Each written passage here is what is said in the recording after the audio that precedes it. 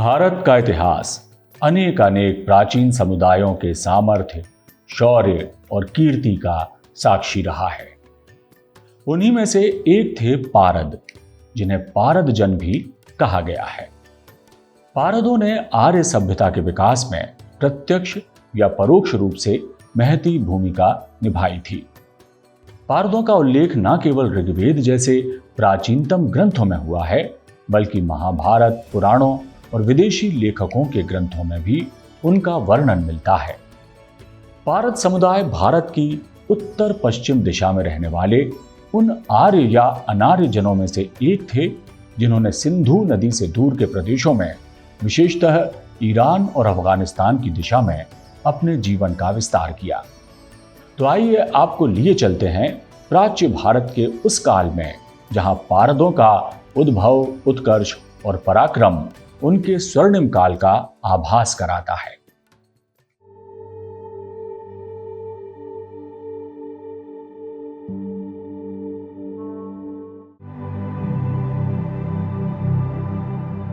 पारद सिंधु नदी के पार रहने वाला वो जन समुदाय जिनकी उत्पत्ति के प्रमाण ऋग्वेद समेत कई प्राचीन ग्रंथों में मिलते हैं। प्राचीन धर्म ग्रंथों के अतिरिक्त विदेशी लेखकों के ग्रंथों में भी पारद जनों का उल्लेख है। ऋग्वेद में पारदों का उल्लेख 7वें मंडल के युद्ध वर्णनों में आता है, जहां दशराज यानी 10 राजाओं के युद्ध में पारदों का वर्णन है। दशराज युद्ध भरतों और अन्य जनों के बीच संघर्ष का परिणाम था। ऋग्वेद में द्रुहयु, अनु, पर्शनी, भलानस और पारद नाम से जिन समुदायों का उल्लेख हुआ है, वे भारत के उत्तर पश्चिम के जन समुदाय थे। ये स्पष्ट संकेत है, आर्यों के सीमांत प्रदेश में बसे हुए लोग ही पारद थे। पारदों की उपस्थिति के भौगोलिक संकेतों के अनुसार वे सिंधु नदी के पार अर्थात ईरान की दिशा में निवास करते थे। इन्हें पारद संभवतः इसीलिए कहा गया क्योंकि पारद का शब्द का मूल ही पार करने या पार की दिशा से माना गया है।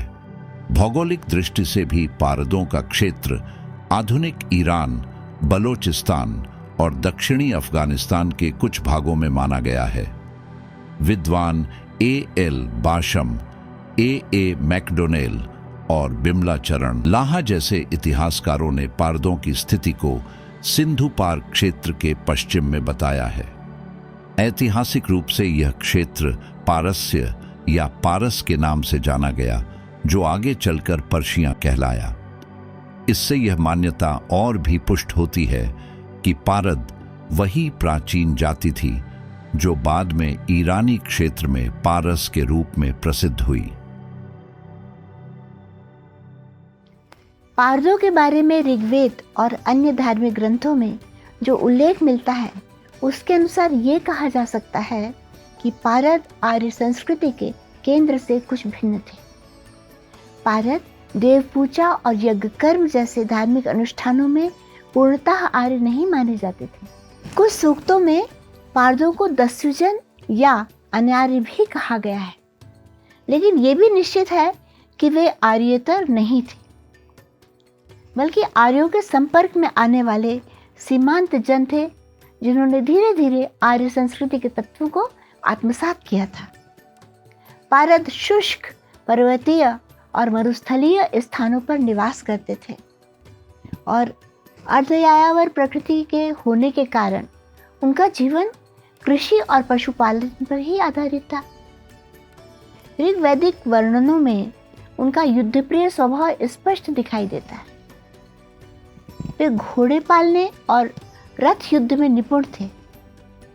संभवतः वे आर्यों के साथ वैदिक युग के प्रसिद्ध रथ युद्धों में भागीदार भी रहे होंगे।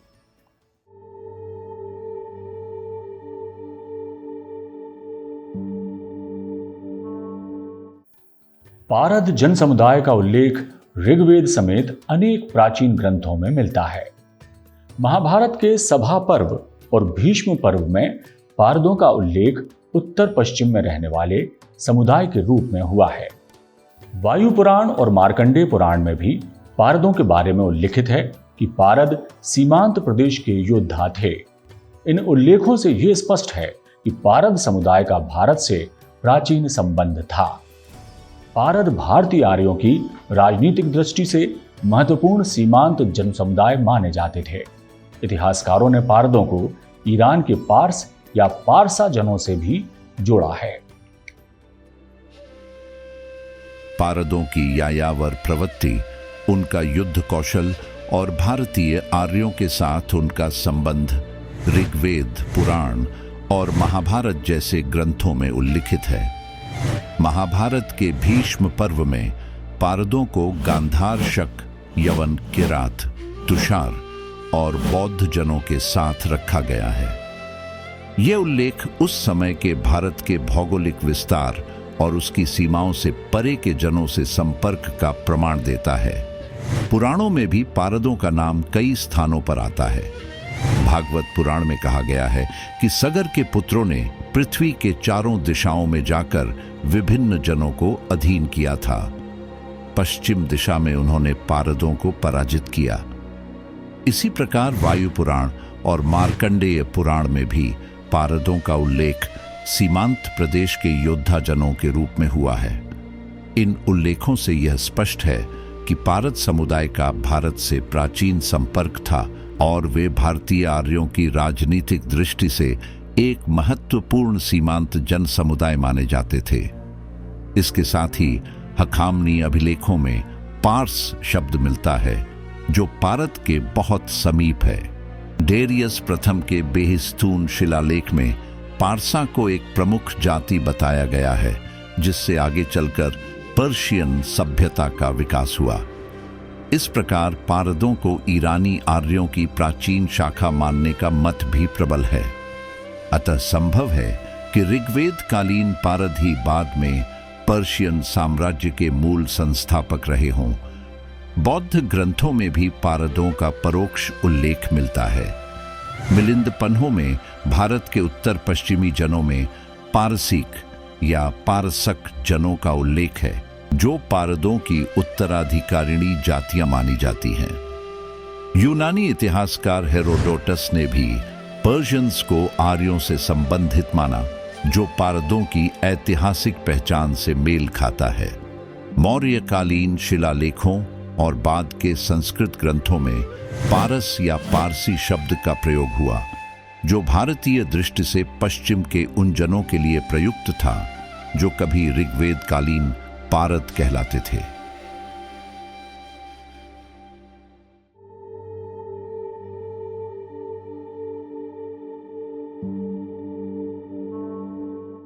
प्राचीन ग्रंथों में पारदों के बारे में जो वर्णित है, उससे ये प्रमाण मिलते हैं कि पारद समुदाय के लोग भारत और ईरान के बीच सांस्कृतिक संबंधों के प्रारंभिक माध्यम रहे हैं। पारदों के माध्यम से ही ईरान और भारत की सभ्यताओं में धार्मिक विचारों का आदान प्रदान हुआ और व्यापारिक संबंध भी बने। कई विद्वानों का मत है कि लोहे की प्रारंभिक जानकारी, ऊंट पालन की परंपरा और कुछ युद्धक तकनीकें इन्हीं सीमांत जनों से आर्य समाज तक पहुंची थी। पारदों की सामाजिक स्थिति को लेकर प्राचीन ग्रंथों में विविध मत मिलते हैं। मनुस्मृति में इन्हें उन क्षत्रिय वंशों में गिना गया है जिन्होंने वैदिक कर्म और यज्ञ परंपरा को त्याग कर म्लेच्छता की ओर प्रवृत्ति दिखाई। इसका अर्थ यह नहीं कि उनका समाज असंगठित था, बल्कि यह कि उन्होंने अपनी स्वतंत्र सामाजिक व्यवस्था विकसित कर ली थी। महाभारत और पौराणिक उल्लेखों से ज्ञात होता है कि पारद जन युद्ध प्रिय और साहसी थे। उनकी पहचान धनुर्धारी और घुड़सवार योद्धाओं के रूप में थी। इस कारण कई विद्वान मानते हैं कि पारद समाज में पुरुषों के साथ साथ स्त्रियों को भी युद्ध कला का प्रशिक्षण दिया जाता था, जैसा कि उत्तरापट की अन्य जनजातियों में देखा जाता है। प्राचीन ग्रंथों में मिले विवरण बताते हैं कि पारद समुदाय भारत और ईरान के बीच सांस्कृतिक संपर्क का प्रारंभिक माध्यम रहे। पारदों के माध्यम से ही दोनों सभ्यताओं में न केवल धार्मिक विचारों का आदान प्रदान हुआ, बल्कि वस्त्र, धातु, घोड़े और रथ जैसी जीवन उपयोगी वस्तुओं का लेन देन भी हुआ करता था। पारदों का स्थान भारत के सांस्कृतिक विकास क्रम में एक संक्रमण बिंदु का है, जहां आर्य और पश्चिमी एशियाई संस्कृतियां एक दूसरे से मिली। यदि हम ऐतिहासिक परिप्रेक्ष्य में देखें तो पारद समुदाय उस युग का प्रतीक है जब भारत और ईरान एक ही वैदिक आर्य परिवार के अंग थे, जहां से दो महान परंपराएं फूटी, भारतीय वेदांत और ईरानी जरथुष्ट्र मत। पारद समुदाय का इतिहास भले ही बहुत विस्तृत रूप से न मिल सके, परंतु उसके संकेत भारतीय सभ्यता की सीमाओं को विस्तार देने वाले हैं।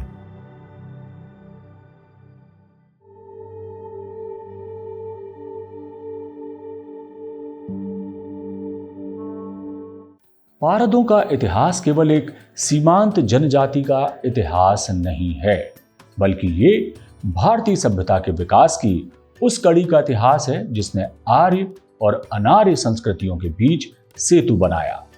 उनका समाज भले ही वैदिक परंपरा से बाहर माना गया हो, परंतु उसकी संस्कृति भारतीयता की एक ऐसी छाया थी जिसमें विविधता और सह अस्तित्व का अद्भुत संतुलन दिखाई देता है, और इसका प्रभाव उनकी पूजा पद्धति और धार्मिक व्यवस्था में भी देखा जा सकता है। धार्मिक दृष्टि से पारद लोग प्रारंभ में प्रकृति पूजक थे। वे पर्वत, नदी, अग्नि और आकाश को देवतुल्य मानते थे। संभव है कि उन्होंने ऋग्वैदिक देवताओं को भी किसी सीमा तक स्वीकार किया हो, क्योंकि उनका उल्लेख वैदिक सभ्यता के परिधि क्षेत्रों में आता है। बाद के काल में वे सूर्य और अग्नि की उपासना करने लगे। यह संकेत उनके ईरानी इतिहास से भी मिलता है, जहां समान आस्था प्रणालियां प्रचलित थीं। पारद संस्कृति में पर्वतीय जनजीवन के सभी गुण उपस्थित थे: आत्मनिर्भरता, परिश्रम और सामूहिकता। उनके समाज में गीत, नृत्य और वीर कथाएं दैनिक जीवन का हिस्सा थीं। युद्ध से लौटे योद्धाओं की वीर गाथाएं सामूहिक भोज और नृत्य के साथ मनाई जाती थीं।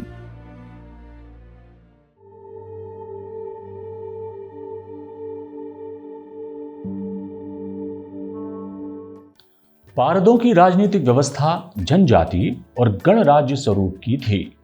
उनका प्रमुख राजा कहलाता था, किंतु उसका पद वंशानुगत ना होकर सामूहिक सहमति से निश्चित किया जाता था। युद्ध या संकट की स्थिति में सभी कुल प्रमुख मिलकर एक परिषद का गठन करते थे। ये परिषद सामूहिक निर्णय लेने की सर्वोच्च संस्था थी। इस दृष्टि से पारदों की शासन प्रणाली को गणराज्यात्मक कहा जा सकता है, जो बाद में भारत के अनेक गणराज्यों की प्रेरणा बनी। विद्वानों का मत है कि पारदों की सामूहिक शासन पद्धति ने उत्तर पश्चिम भारत के राजनीतिक विकास को दिशा दी। यही कारण है कि बाद में इस क्षेत्र में शकों, कुषाणों और हूणों जैसी जनजातियों ने भी समान संगठनात्मक ढांचा अपनाया। पारद समुदाय यद्यपि इतिहास के प्रवाह में धीरे धीरे अन्य जनों में समाहित हो गया, परंतु उसका सांस्कृतिक प्रभाव उत्तर पश्चिम भारत की सभ्यता में स्थायी रूप से अंकित रहा। उनकी वीरता, स्वतंत्रता और सामूहिकता की भावना ने आगे चलकर पंजाब, सिंध और अफगान क्षेत्रों की जन संस्कृति को आकार दिया। उनके कुछ वंश आगे चलकर शक और पहलव जनों में विलीन हुए, जिन्होंने भारत में शासक रूप धारण किया। इस प्रकार पारद समुदाय भारतीय उपमहाद्वीप की उस गाथा का अंग है जिसमें सीमांत से लेकर केंद्र तक संस्कृति का प्रवाह निरंतर चलता रहा है। ऋग्वेद में उनका उल्लेख केवल एक भू राजनीतिक तथ्य नहीं, बल्कि आर्य संस्कृति की गतिशीलता का प्रतीक है, जो स्थिर नहीं रही बल्कि सीमाओं को लांघकर नए क्षेत्रों में फैली। पारदों ने आर्यों और ईरानियों के बीच एक सांस्कृतिक सेतु का निर्माण किया।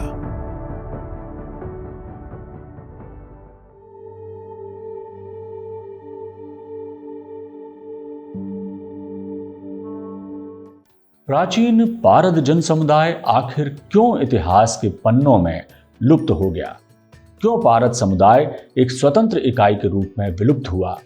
इसके लिए प्राचीन इतिहास के पृष्ठों को उलटकर देखें तो पारदों के पतन का मुख्य कारण उनके वंशजों का ईरान और अफगानिस्तान में जाकर बसना था, जहां की पर्शियन सभ्यता में वो समाहित हो गए। ऐतिहासिक साक्ष्यों के अनुसार पारदों के पतन के कई कारण थे। विशेषकर अन्य जनजातियों की तरह पारदों का भी सामाजिक और सांस्कृतिक परिवर्तनों के कारण धीरे धीरे पतन होता चला गया। दूसरा, पारदों के वंशज ईरान और अफगानिस्तान जाकर पर्शियन सभ्यता में समाहित हो गए। मनुस्मृति के अनुसार पारद जनजाति के पतन का कारण उनके धार्मिक अनुष्ठानों का लुप्त होना भी था, जो उनके पतन के लिए एक महत्वपूर्ण कारण माना जाता है। लेकिन प्राचीन भारत के इतिहास में पारदों को विस्मृत नहीं किया जा सकता। वे न तो पूरी तरह भारतीय थे, न पूरी तरह ईरानी। वे उस संक्रमण काल के प्रतिनिधि थे जब एक ही मूल संस्कृति दो दिशाओं में प्रवाहित हो रही थी। इस प्रकार पारद समुदाय भारतीय इतिहास की उस पृष्ठभूमि का भाग है जिसने भारत की पश्चिमोत्तर दिशा को केवल भौगोलिक नहीं बल्कि सांस्कृतिक दृष्टि से भी समृद्ध किया।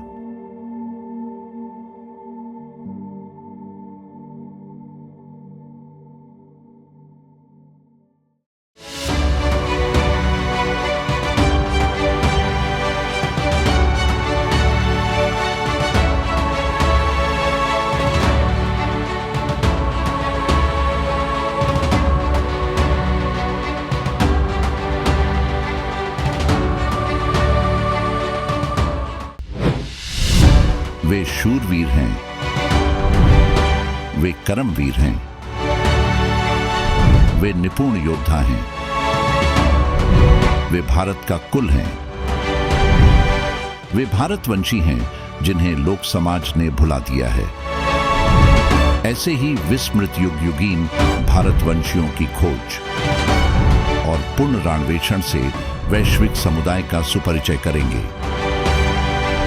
वीर भारत न्यास के YouTube चैनल वीर भारत में।